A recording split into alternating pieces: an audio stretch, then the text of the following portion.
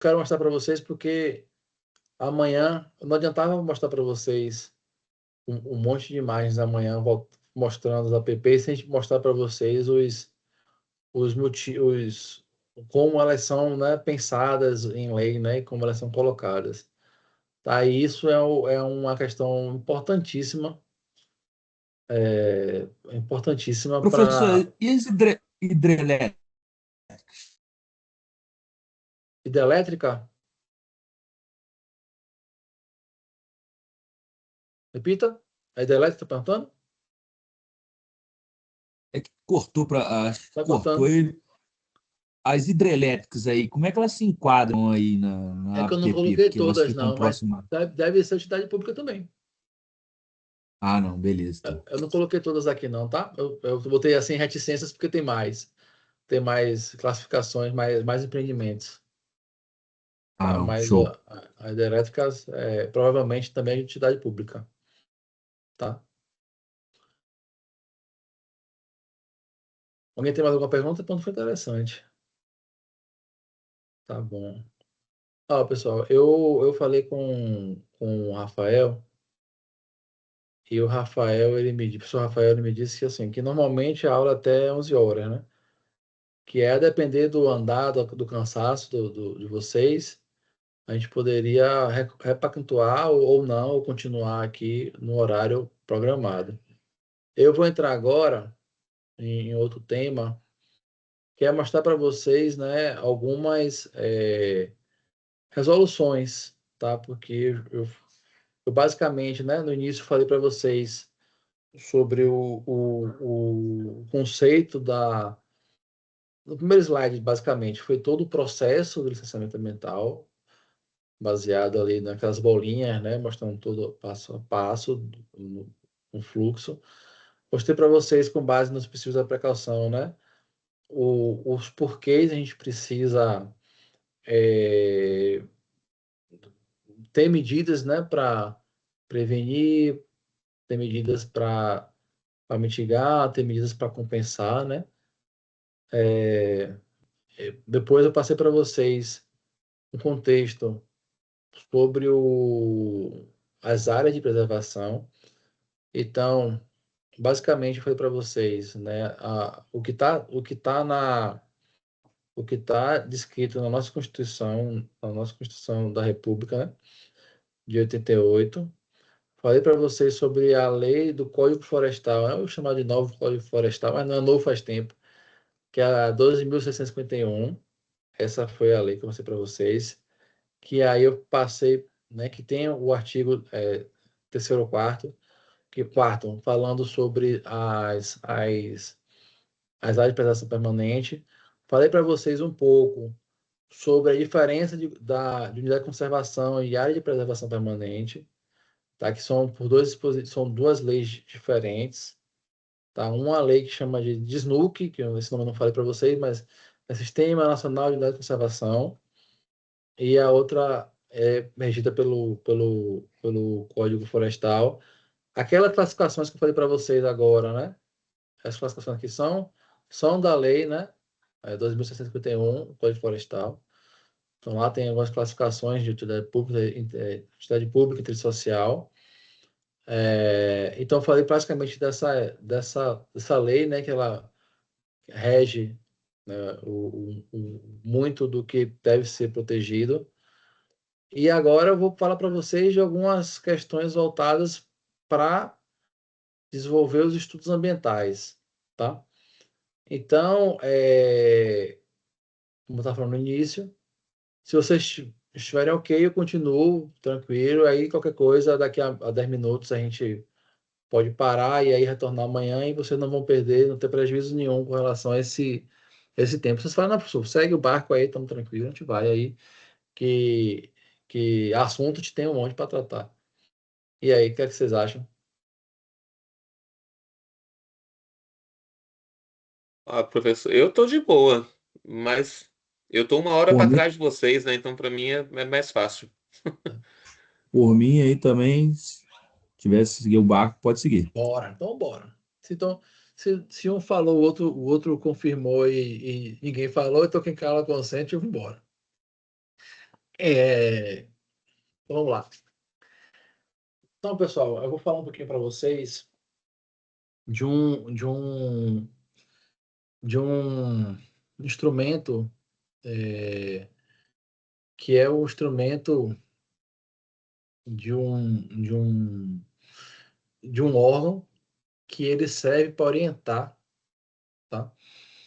Falar sobre padrões, falar sobre normativas, para orientar o governo, tá? E também as pessoas, certo? Então, tanto funciona para o próprio governo, quanto para reger as pessoas. Então, assim, quem chama de CONAMA, né, que é o Conselho Nacional do Meio Ambiente.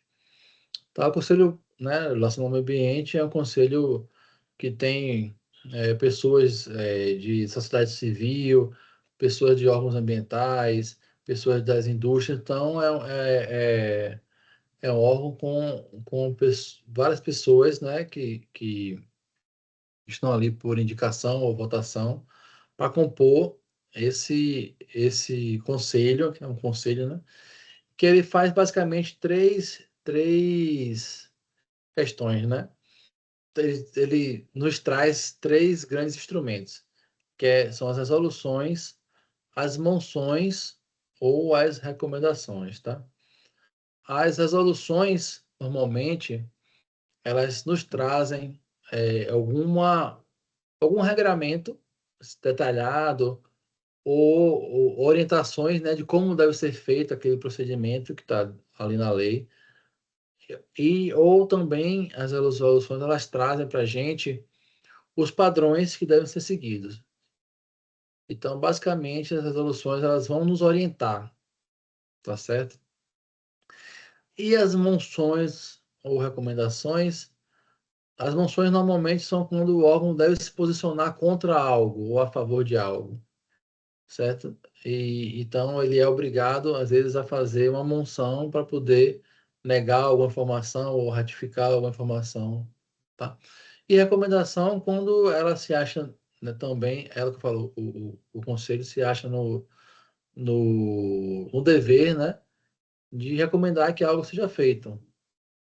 Então, tem algumas recomendações, não, isso não é possível, aquilo é possível, então não é uma resposta a algo, mas quando ele quer recomendar. O que a gente vê muito, e o que eu mais tenho acesso, são as resoluções, tá? E a gente vai tratar agora de algumas resoluções aí do CONAMA.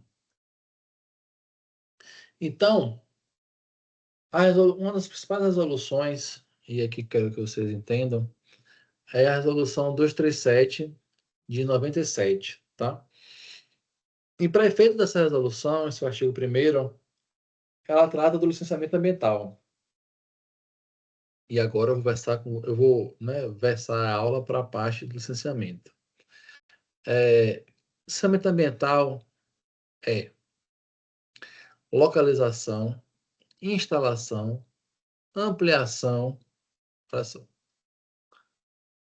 localização, instalação, ampliação e operação de empreendimentos e atividades. Lembra das atividades que eu falei? Do granel que mudou, que pode mudar para transporte de atividade com transporte de combustíveis e tal. Então, o instrumental abrange a localização, instalação, ampliação e operação de empreendimentos. Pronto. E atividades utilizadoras de recursos ambientais. Considerando o quê? Considerando efetiva ou potencialmente poluidoras. Vou ler de novo. Localização, instalação, ampliação e operação de empreendimentos e atividades utilizadoras de recursos ambientais consideradas efetivas ou potencialmente poluidoras ou daquelas que, sob qualquer forma, possam causar degradação ambiental. Então, basicamente, falando sobre aquele empreendimento ou atividade que vai causar, de forma efetiva ou potencial, aquela poluição, tá? Ou vai causar, de alguma forma, uma degradação ambiental. Então, se você vai causar de forma efetiva ou potencial uma poluição, ou se você vai causar de alguma forma uma degradação ambiental, e você vai se localizar, ou seja, vai abranger uma área, se você vai se instalar, se você vai ampliar e vai operar, ou, né, ter alguma atividade modificada ali, você deve fazer o licenciamento ambiental. Um nome que entrou agora, que eu não falei até agora para vocês, foi esse aqui, ó. Eu vou deixar o negrito aqui. Peraí. Não deixei negrito, não. Eu vou deixar aqui esse círculo aqui, ampliação, tá? Então, assim, se você apresentar um projeto ambiental, eu já tive muito problema com o perdedor com isso. Você apresentou você apresentou o projeto. Ah, mas agora a minha oficina de vagões não vai ser nesse lugar, vai ser em outro. Ah, vai ser 1 quilômetro para frente. Eu decidi botar mais para lá. Os engenheiros decidiram colocar mais à frente. Mas você entregou já para aumentar um roteiro de criação do empreendimento, uma posição. Você já deu entrada nos estudos. Você informou para o órgão ambiental que ia ser naquele local, mas você mudou depois. Se você mudar depois, você tem que informar para o órgão ambiental. Ah, eu construí, está construído, mas eu vou ampliar. Se você for ampliar, você vai precisar pedir autorização. Eu dei risada agora porque eu lembrei de um cliente que falou assim: mas o que é ampliar? Eu estou fazendo uma coisa que estou fazendo uma reforma ampliação. Então, depende se você vai aumentar a sua área. Eu vou, então. Ah, mas eu estou considerando só como uma reforma assim, mas você está ampliando. Então você vai ter que pedir uma licença, que eu não falei para você até agora, mas você vai ter que pedir uma licença de alteração. Você vai ter que pedir uma alteração da sua licença. Porque não é estático, tá? Não é só a licença prévia, essas são as principais. Prévia, de instalação, de operação. Também temos a licença de alteração, tá? É outra categoria e os nomes mudam, às vezes, de estado a estado, tá bom? Então, esses nomes são importantes para todos nós. Então, o que é a licença ambiental, né? A licença ambiental, ela estabelece as condições, restrições e medidas de controle ambiental que deverão ser obedecidas pelo empreendedor, pessoa física ou jurídica, né? Lembrando que pessoa física ou jurídica, aí vamos lá, para localizar, instalar, ampliar e operar. Localizar, instalar, ampliar e operar. Empreendimentos ou atividades. Então, sempre vai ter esses termos, tá? E aí é importante por conta dos processos, de licença. E os estudos ambientais, né? Que é o que eu tratei um pouco no início, que vocês vão ver muito amanhã. Que são estudos ambientais, né? São todos e qualquer estudos relativos aos aspectos ambientais relacionados à localização, instalação, operação e ampliação de uma atividade ou empreendimento, né? Que é um subsídio para a análise da licença. Então, por que o analista técnico às vezes te pede várias, vários pedidos de esclarecimento? Porque ele não está seguro de si que aquela informação é correta, ou é mais correta, ou está correta. Porque o órgão ambiental, mais do que nós, tem informações internas, né, oficiais, que muitas vezes não são disponibilizadas ao público e eles têm alguns privilégios de informações. Sei lá, já teve um vazamento ali, ou não está mostrado, ou deu não vou dizer vazamento, eu falo um vazamento, mas ele tem alguma informação, assim, tipo, um rio que não está numa escala, que não está publicado ainda, mas ele já tem já essa informação, que aquele rio realmente é um rio perene, intermitente, então algumas coisas assim. Então ele consegue visualizar e ter essa dúvida e perguntar. Só é porque ele não diz para a gente, porque ele não diz para o empreendedor onde é que está o erro, o problema. porque é ônus e função do empreendedor, né, informar como é que vai ser feita aquela, onde e como vai ser feito. Tá? Então, vamos, para, vamos agora para o que interessa. Vamos agora para o que interessa. Então, estamos aqui com o nosso traçado, certo? E aí eu quero ver se vocês vão lembrar isso também de manhã quando perguntar. Mas isso aí eu não ouvi demais. Então não se preocupem não. É só porque eu vou passar agora o conceito. Quando nós fazemos estudos ambientais, a gente precisa definir nossa área de estudo. E como eu falei, por exemplo, para vocês, eu tô, na audiência pública, alguém falou assim, tem uma comunidade de 10 quilômetros que vocês não estudaram a gente, e por isso a gente precisa entrar no estudo. Mas no estudo, quando a gente faz, a gente explica para o órgão ambiental, e isso não é estático, vocês vão ver que não é. Tem assim,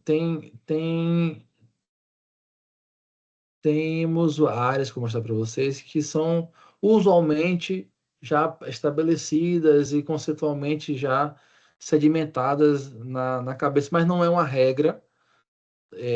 Isso não, só tem uma regra para vocês, mas exatamente não tem uma regra para definir.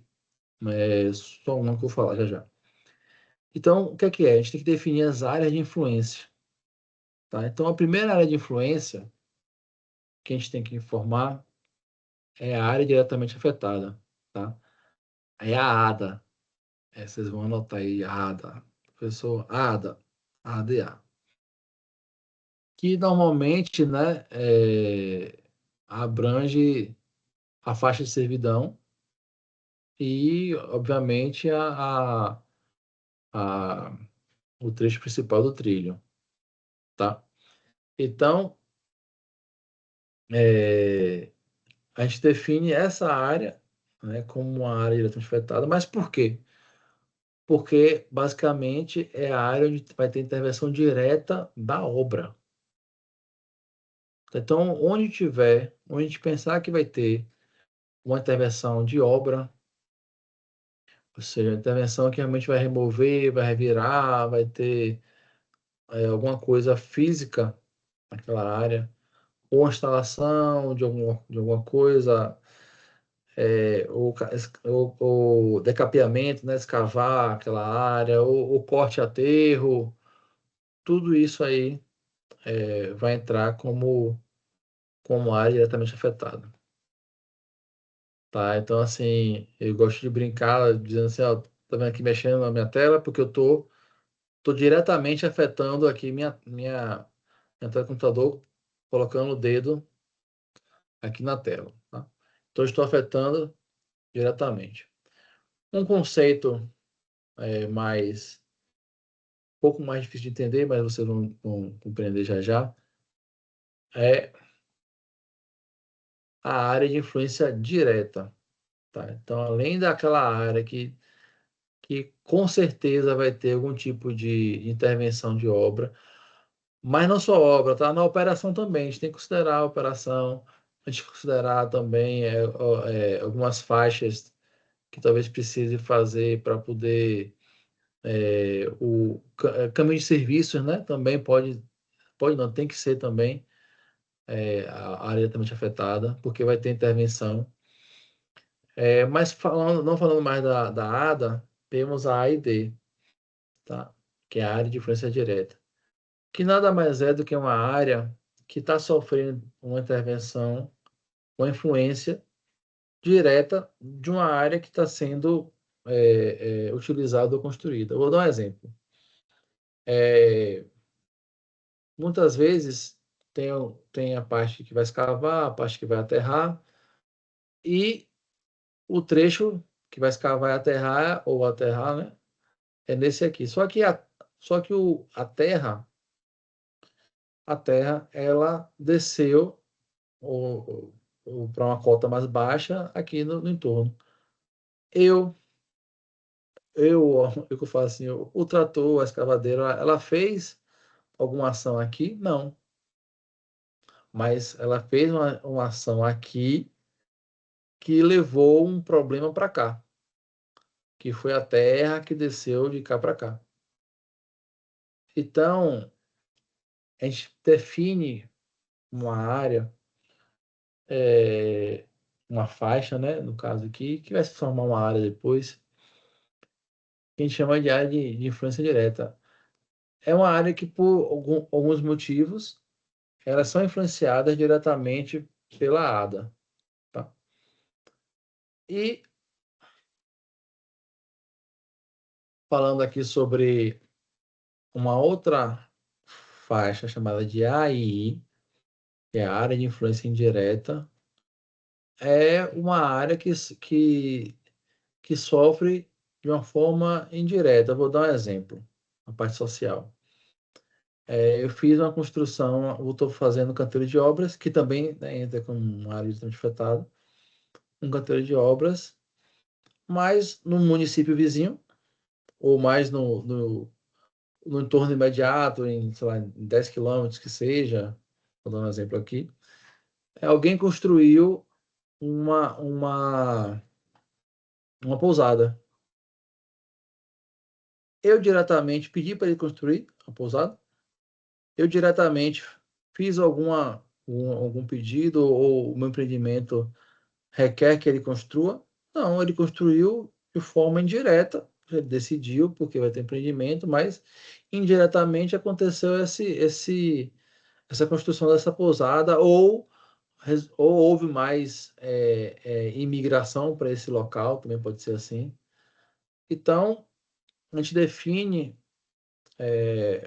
uma área de influência indireta com base no que potencialmente, uma precaução também, pode acontecer indiretamente nesses pontos, tá? E a regra que às vezes não é colocada, às vezes não é feita nessas decisões, é assim, que deveria se basear nos limites de bacia hidrográfica.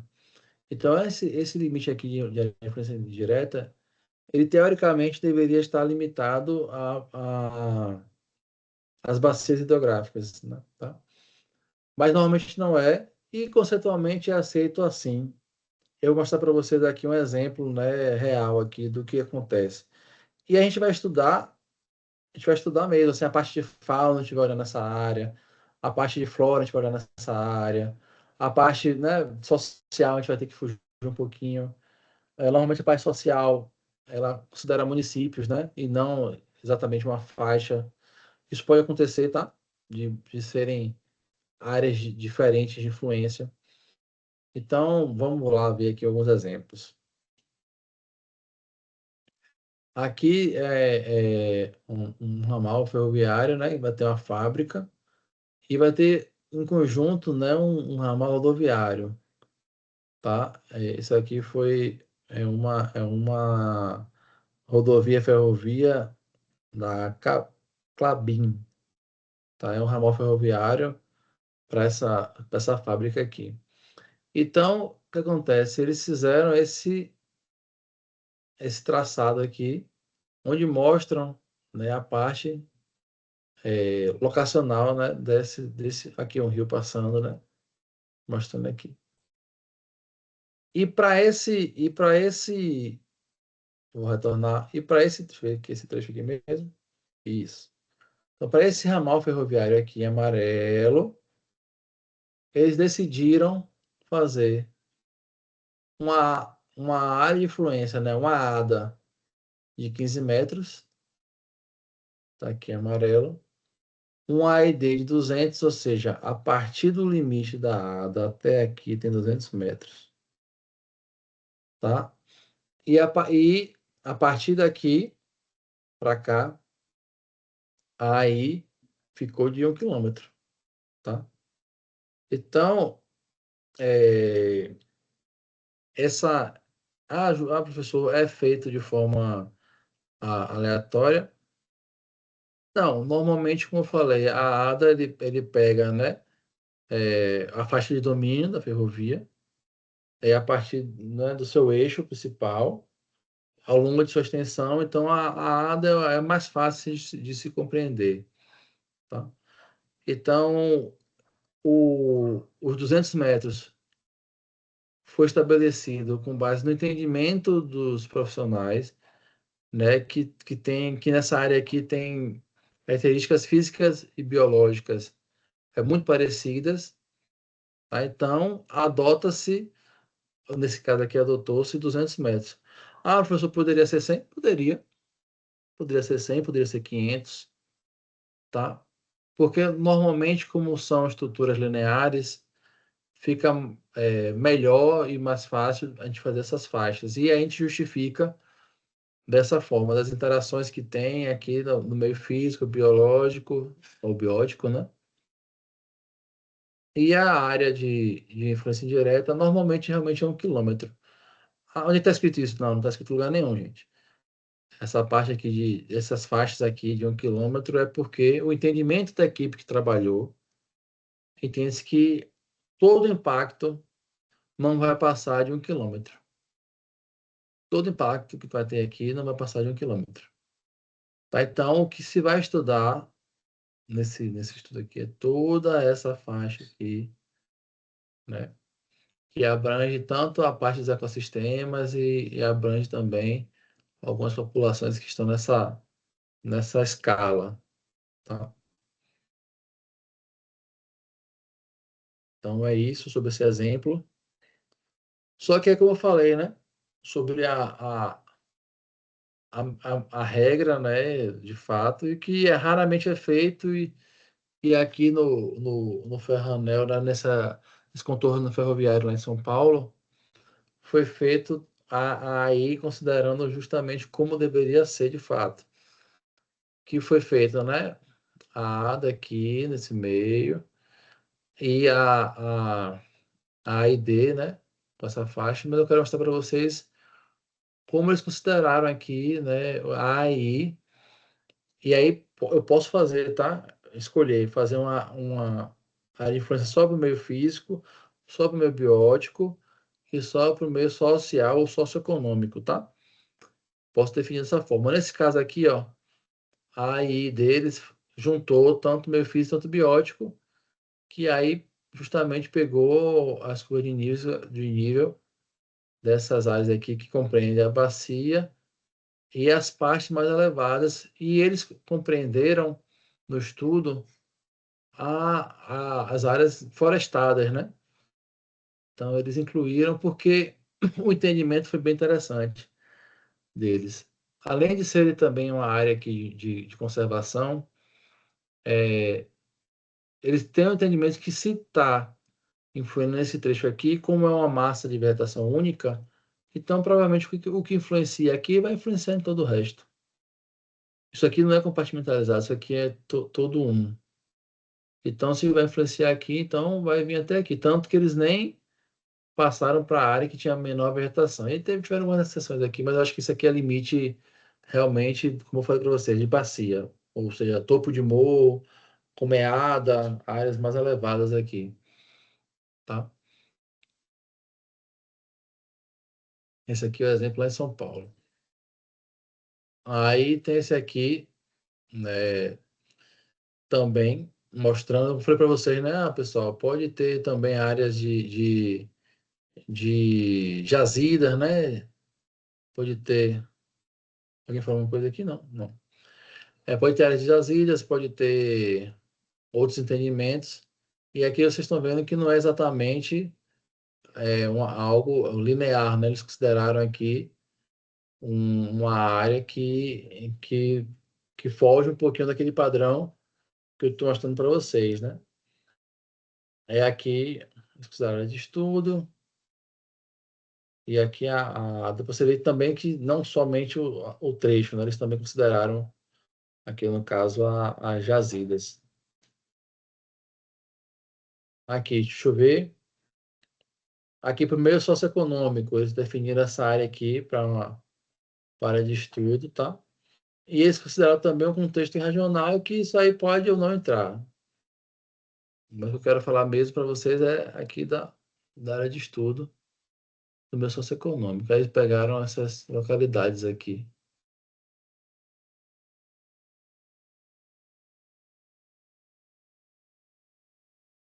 Pronto. Aí, voltando lá para São Paulo, eu tinha falado para vocês que aqui são algumas unidades de conservação, e de fato são. Aqui. Então, aqui é o Parque Estadual da Cantareira, aqui tem a Floresta Estadual de Guarulhos. Então, eles consideraram essas unidades aqui para entrar nas áreas de influência, né? Deixa eu ver aqui mais. Então, para a gente recordar e viver agora nesse finalzinho de aula, a gente, né, deixou claro e dizendo para vocês, reforçando que por que fazer o licenciamento, né? Além de proteger e ter toda aquela questão conceitual, faz parte, né? Incumbe o poder público, né? Como falei para vocês, essa definição, e aí fica, né, sujeito ao licenciamento ambiental, segundo a resolução 237 de 97, localização, construção, instalação, ampliação, modificação, operação de empreendimentos e atividades. Isso é importante, tá? É bem importante. E, como eu falei já para vocês, as obras civis, como ferrovias, e também na indústria de material de transporte, fabricação e montagem de veículos ferroviários. Tá? Isso aqui também entra como utilidade pública e interesse social.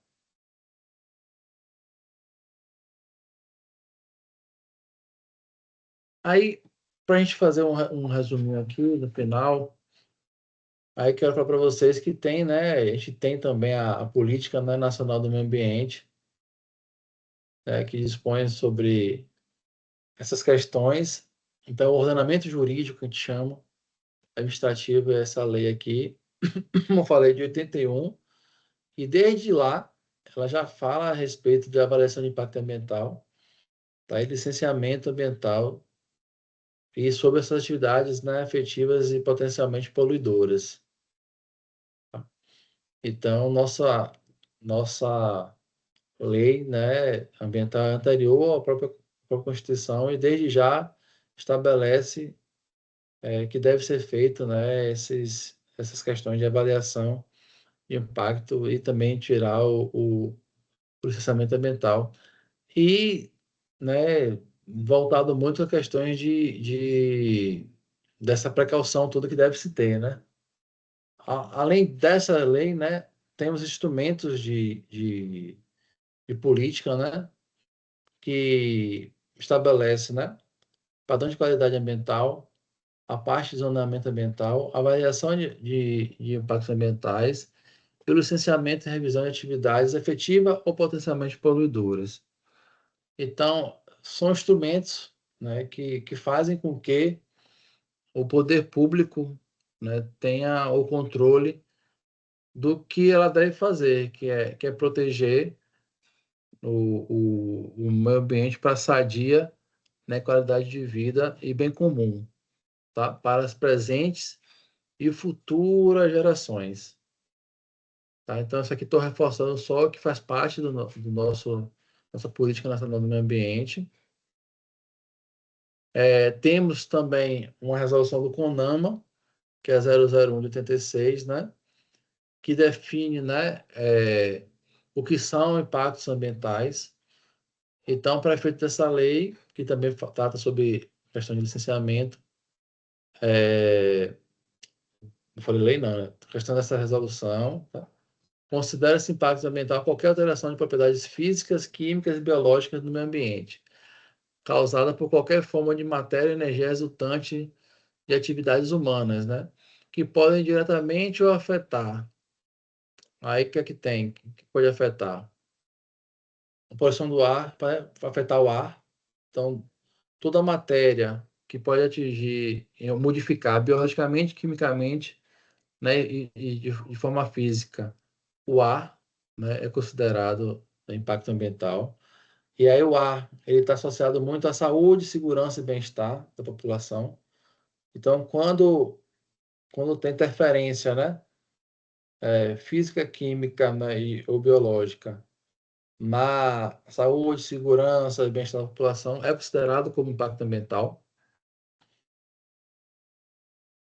Também é considerado impacto ambiental, né, quando atinge as atividades sociais e econômicas, né, então aqui estou dando exemplo de pesca. Também a biota, né, a gente pode falar a parte biológica, né, quando qualquer matéria, né, ou energia muda muda ou interfere negativamente o, a biota, é considerado também como impacto. Quando atinge também, né, as condições estéticas e sanitárias, a gente pode considerar como impacto. Tem também as questões voltadas, né, à qualidade dos recursos ambientais. E aqui só coloquei só um mapa mundi para poder mostrar, né, que os recursos ambientais, né, distribuídos aqui no caso, são os ventos. Tá. E aí estuda-se, né, na parte de diagnóstico biofísico, estuda direção do vento, para ter entendimento. No caso lá da pela ferroviária que eu trabalhei, no Porto, em Shore, teve que se fazer o estudo para saber se o particulado do minério de ferro iria atingir as comunidades do entorno. Então, se faz o estudo de qualidade do ar, né, com partículas totais de suspensão, que é o PTS, que é um dos parâmetros, e partículas menores do que 10 micrômetros, que geralmente são as que causam câncer e problemas de saúde grave, que é a partícula PM10. Tá? Então, tem todo esse estudo também de direção do vento, qualidade do ar. Vocês também vão ver exemplos sobre isso. E já que uma parte final, eu falei de impacto agora, falei, né, de potencial impacto, mas eu quero deixar claro para vocês uma coisa, que obviamente, né, não sei se vocês já tinham pensado nisso, existem impactos positivos, tá, e negativos. Então, esses impactos, né, positivos a gente trata com medidas, né, potencializadoras. Ou seja, se existe algo bom, a gente tem que potencializar. Ou seja, se existe mão de obra local, a gente deve potencializar fazendo treinamentos e fazendo melhorias, né, de mão de obra, contratação de mão de obra local. Então, a gente recomenda medidas potencializadoras quando são impactos positivos, tá? Impacto negativo, a gente normalmente recomenda, sugere, né, que o argumental sempre acata fazer as medidas é, preventivas, as medidas mitigadoras, as medidas compensatórias. Tá, a gente vai dar mais exemplo. Então, deixa eu ver aqui. Isso aqui eu posso amanhã continuar mais, mas aqui é só um exemplo, né? Isso aqui é uma licença, né, de instalação. Deixa eu ver aqui. Deixa eu ver. Visa. Ah, não. Isso aqui é um documento que trata sobre uma das medidas, né? Um documento para o PRAD, né? Que é a Programa de Recuperação de Área Degradada, né? Então, assim, esse documento está atendendo uma condicionante da licença que eles tiveram, tá? Então, o que fala aqui? Que as medidas desse PRAD estão orientadas para mitigar, ao nome, os efeitos sobre a alteração do solo e para a reposição da cobertura vegetal da área diretamente afetada. Olha os nomes que eu falei para vocês, tá vendo? Se eu mostrasse para vocês esses nomes amanhã, vocês vão ficar, né, meio um pouco do que sem entender muito bem.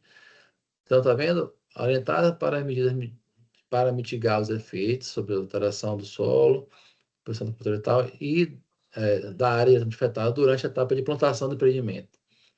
No que diz respeito à movimentação e exposição do solo, a atividade de exposição, né, e movimentação do solo vai trazer um potencial impacto.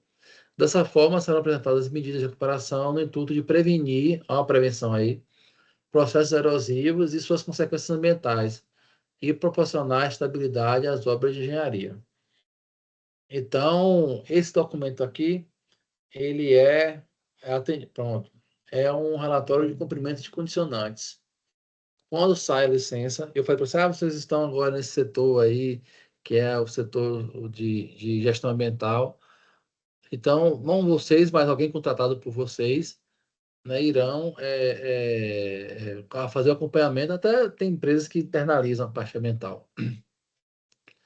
Então, aqui, né, esse aqui é sobre a parte ferroviária de Vianópolis, em Betim. Deixa eu ver se tem mais exemplo aqui. Aí são as questões, né, voltadas sobre o que tem naquele documento, né, sobre o talude que deve ser recuperado, né, para não causar o impacto. Então, esse aqui é o exemplo daquele PRAD, né, das áreas onde devem ser feitas as intervenções. Aqui já está falando um pouquinho sobre esse trecho grande aqui da Ferrovia Norte-Sul, desse tramo central. Aqui mostrando a extensão aqui é o tramo central, exatamente. Aí, falando aqui sobre mais questões, né? O que eu falei lá no início foi do Plano Básico Ambiental. O Plano Básico Ambiental, ele normalmente ele contempla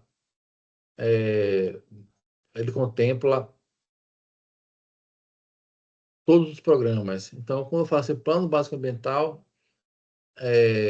ele mostra todos os planos o programa de aventamento de fauna, o programa de social.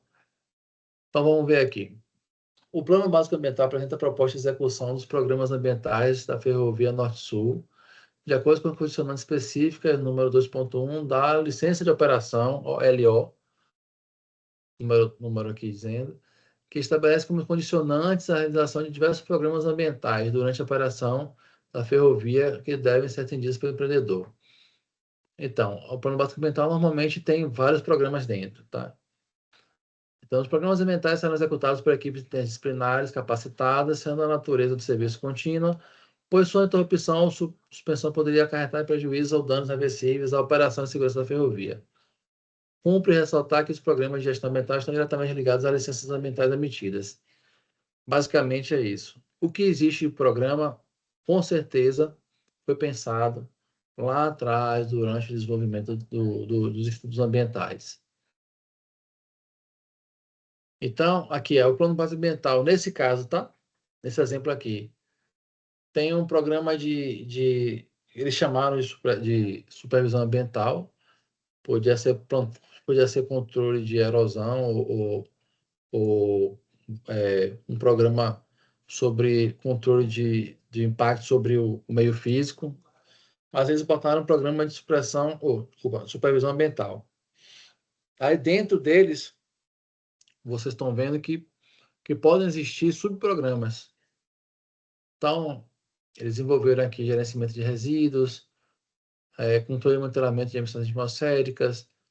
Aí eles fizeram um programa sobre proteção da flora. Aí tem aqui o plantio compensatório. Normalmente, quando há corte, há necessidade de fazer, independente se é protegido ou não, há necessidade de fazer um plantio compensatório em uma área igual equivalente.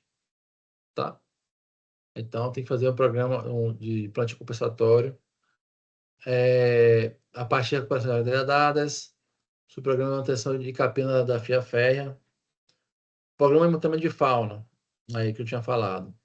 Aí eles fizeram um subprograma voltado à fauna, um subprograma de monitoramento de passagem e mitigação de atropelamentos. Aí também falei de atropelamentos para vocês mais cedo. Tá? Então, pessoal, só estou dando exemplos, né, de nomes de programas que podem acontecer, tá? Amanhã eu continuo aqui a partir desse slide. Deixa eu ver. São mais nomes de programas. Amanhã eu vou passar aqui rápido, mas amanhã eu volto para eles. A parte de como é que a gente identifica, né?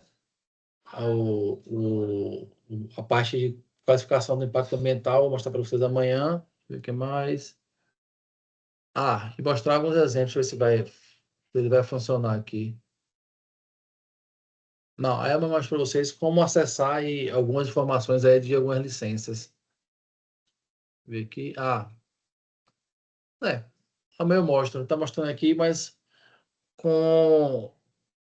a gente tem acesso ao IBAMA, à estrutura ferroviária, depois a gente pode pesquisar os processos de licenciamento. Então, tem a parte, né, no caso aí tinha 105 processos encontrados, dentre as muitas fases ali, né, LP, LLO, e aí está mostrando como é que está essas estruturas, o licenciamento dela, e a gente tem acesso. Tá? Por isso que eu perguntei qual era o empreendimento para o André não está aí agora, mas ele pulou aqui o Uruçuquara, eu vou dar uma olhadinha ver se eu acho. Aí amanhã eu retorno esses slides com mais calma e a gente vê aqui também a questão de como é o termo de referência, como é a saída eu faço a imagem da licença. Pronto. Aqui eu já vi. Eu vou continuar amanhã a partir do slide 110. Tá? Vou voltar aqui agora. Tá bom? Para finalizar, eu agradeço a vocês, tá? Foi ótimo que vocês, né, aguentaram, porque, né, é importante vocês estarem... Aguentaram no sentido de, assim, tipo, não adiantaria nada de continuar se vocês estiverem muito cansados ou não estiverem assimilando mais muita coisa.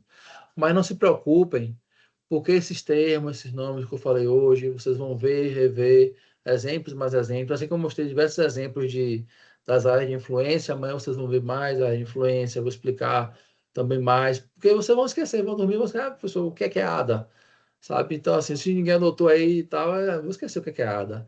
É área de preservação permanente ou área de proteção permanente? Já confundi. Sabe, eu sei disso, que vocês podem, né, ter esse tipo de questão, ainda mais hoje. Então, até domingo, a gente vai falando e tratando para a gente ir sedimentando, tá? Então tá. Beleza. Muito obrigado a vocês. Até Valeu, amanhã. professor. Espero que não dê bronca com a senha amanhã. Eu vou tentar até fazer isso com antecedência, para ver se eu consigo acessar mais cedo, para ver se eu não tenho problema mesmo com a senha. Beleza. Tá bom, para de gravar aqui. Valeu, pessoal. Abraço. Até Boa noite amanhã, para professor. vocês. Valeu, Tchau, até tchau. amanhã. Até amanhã. Até. Até amanhã. Até amanhã. É. Até amanhã.